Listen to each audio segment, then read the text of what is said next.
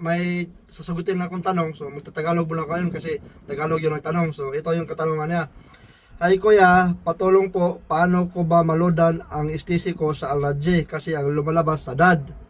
So ito Kab, sundan mo lang tong video. So panoorin mo hanggang matapos kasi para sa iyo tong video na to.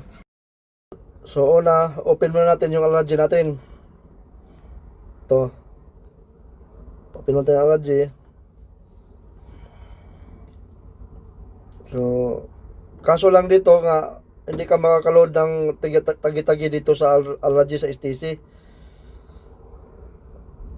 Minimum 200, 300 lang dito makakaload kasi STC. So, ganit, pag buksan mo na to, dito, punta ka lang dito sa lifestyle. Itong lifestyle sa baba. Hanapin mo itong lifestyle sa baba, pinakababa. Ito, open, i-click mo lang yan. Pag na-click mo na yung lifestyle, so ito na yung lalabas. Yan, oh. Scroll mo lang pataas, dyan, makakita mo dyan, explore. So, nandyan yung mga SIM card natin. So, kung anong SIM card na gamit mo. So, click natin dyan, explore.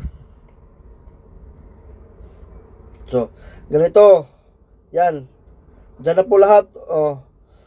Pag STC ka, ito STC. Ang STC kasi dito, ano lang, yung 200 yung minimum dito. Halimbawa, sa akin, sampulan kita. Ano ko yung number ko 966, type lang dito 503197801. Example lang yan ha.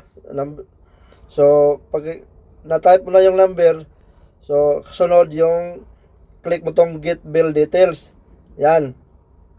Yan po, oh. So yan lang po ang mabili mong load dito sa Alradje, sa STC, ya, 200 at saka 300. So wala kang mabibili na 20, 50 or 30 dyan.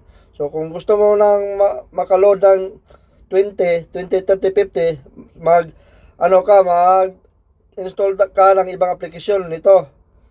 Itong Yorpay or STC Bank or itong Tikmo. So dyan makakabili ka ng tagi-tagi dyan na 20, 50 or 30.